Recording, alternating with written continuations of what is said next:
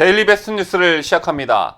며칠 전 리얼미터가 실시한 차기 대선 주자 선호도 결과에서 나타났듯이 보수층에서 절대적 지지를 받고 있는 주자가 황교안 전 국무총리인 것으로 나타났었습니다. 2위 그룹에 형성하고 있는 주자층과는 무려 2배 이상 차이가 났었는데 현재로서는 막강한 1강 체제를 구축하고 있습니다.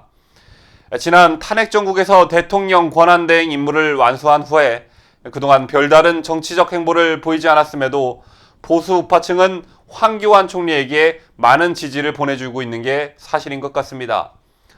자, 그런 황교안 총리가 지난 7일 오후 서울 양재동 윤봉길 기념관에서 청년과의 대담집인 황교안의 답 출판 기념회를 열었습니다. 보통 정치인의 출판 기념회는 그 자체의 의미로서의 출판 기념회보다 정치적 의미를 담고 있기 때문에 이날 행사를 두고 여러 가지 해석이 잇따랐습니다. 시기적으로도 문재인의 지지율이 급락하고 있고 1년 반이 넘게 계속되어 온 문재인 정권의 적폐청산의 칼날이 황교안 전 총리에게는 미치지 못했습니다. 자, 또한 이날 들고 나온 책도 보수 우파에게 취약한 청년들을 타깃으로 하고 있다는 점에서 정치 활동을 재개하려고 하고 있다는 해석이 힘을 얻고 있습니다. 자, 일단 이날 황교안 전 총리의 발언 중 어떤 단체에 갔을 때 단합이 잘 안 되는 자리에서는 화합, 단합과 융합 대신 통합을 이야기한다라고 말했습니다. 이 같은 황교안 전 총리의 발언을 두고 당내 통합이 최대 화두인 자유한국당의 상황을 겨냥한 것이다라는 해석이 나왔습니다. 자, 그리고 행사 직후 기자들과 만난 자리에서 자유한국당 당권 도전 여부를 묻는 질문에는 최근 여러 말씀들을 하셔서 많은 의견들을 듣고 있다면서 긍정도 부정도 아닌 가능성을 열어두는 답변을 한 것으로 알려졌습니다. 황교안 총리가 정치 활동을 본격화하기에 앞서 황교안 총리에게 가장 필요한 것은 무엇보다 자신을 뒷받침할 정치 세력의 형성일 것입니다. 우리나라 정치 특성상 대중적 인지도와 인기도만을 가지고 정치를 할 수 없기 때문인데 안철수가 대표적 예라고 할 수 있습니다. 대중적 인지도와 인기도는 상당했지만 정치 세력이 약했던 안철수는 결국 또 한 번의 고배를 마시며 독일로 철수한 상황입니다. 현재 자유한국당만 놓고 보더라도 오랜 시간 동안 지속되어 온 친박계와 친이계라는 정치 세력이 시간의 흐름에 따라 점점 무색해지는 대신 복귀를 앞두고 있는 친홍준표계와 친김무성계 그리고 기존의 친박계로 재편되는 움직임도 보이고 있습니다.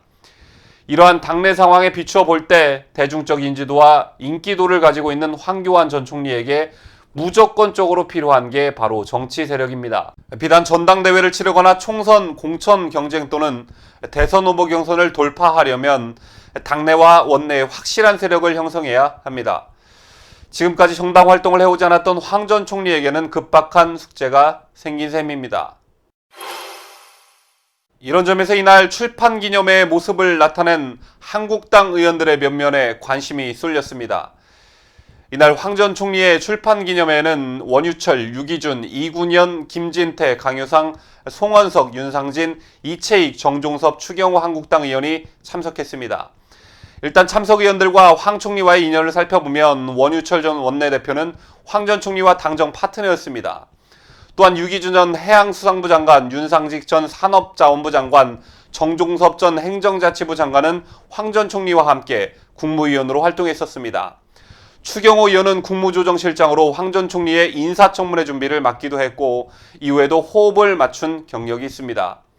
황 전 총리는 오늘은 한국당 의원들은 초청하지 않았다, 자유롭게 오신 것이라면서도 나와 같이 일했던 분들과는 퇴임 이후에도 서로 같이 돌아보는 기회를 갖고 있다고 여운을 남기기도 했습니다. 이날 참석한 의원들 중에는 특히 유기준 의원의 향후 행보에 주목할 필요가 있습니다. 유 의원은 보수미래 포럼을 이끌면서 최근 원내외의 세력을 활발히 형성해 나가고 있는데 내년 초 당권 도전설과 올해 말 원내대표 도전설이 함께 나오고 있지만 내부적으로는 원내대표 도전 의지를 굳힌 것으로 알려졌습니다. 자, 시기적으로 볼 때 올해 12월에 원내대표 경선이 있고 이때 선출된 원내대표가 당연직 비상대책위원이 돼서 내년 초에 치러질 전당대회 룰 등에 상당한 영향력을 행사할 것이기 때문에 원내대표 후보와 당대표 후보 간에 연대하는 과정이 있을 수밖에 없다는 관측이 우세합니다. 이런 이유로 유의원의 황 전 총리와 정치적으로 연대하게 될 개연성이 점쳐지고 있는 것입니다. 이와 관련해 황 전 총리가 보수의 미래 포럼에서 특강을 하는 방안도 내부적으로 검토된 것으로 알려져 시사하는 바가 매우 큰 상황입니다. 또한 김진태 의원의 참석도 눈에 띄는 대목인데, 이미 지난 대선에서 한 차례 당내 대선 후보 경선에 나간 적 있는 김진태 의원은 이른바 아스팔트 태극기 우파 세력에게 많은 지지를 받고 있다는 점에 비추어 볼 때 향후 황교안 전 총리와 김진태 의원의 결합 여부에 따라 현재 이른바 태극기 세력으로부터 멀어져 있는 자유한국당이 다시 보수 우파 민심을 추스를 수 있는 기회가 생길 수도 있기 때문에 관심이 가는 부분이 아닐 수 없습니다. 자, 뉴스를 마치면서 그동안 황교안 전 총리가 확고한 권력 의지를 나타내지 못하고 우유부단한 태도로 일관한 것에 대해 결단력이 부족하다, 반기문 전 총장의 전철을 밟는 것 아니냐는 우려 섞인 목소리들이 있는 것도 사실입니다.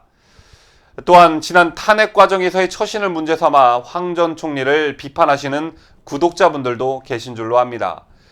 하지만 현재로서 위기에 봉착해 있는 보수우파의 대안이 마땅히 없는 것도 부인할 수 없는 사실이겠지요. 홍준표 전 대표는 복귀 시기를 저울질하고 있고, 김무성은 당내 세력들을 모으면서 당권에 욕심을 내고 있다는 기사도 올라오고 있습니다. 그리고 유승민이 차기 대권을 포기할 거라 생각하시는 분들은 아마도 없으실 거라 생각합니다. 자, 이런 답답한 상황 전개 때문에 황교안 전 총리의 등장을 반가워하시는 분들이 많은 것 같습니다. 자, 이런 관점에서 황교안이라는 그릇이 보수우파 국민들의 염원을 온전히 담아낼 수 있을지 귀추가 주목되고 있습니다.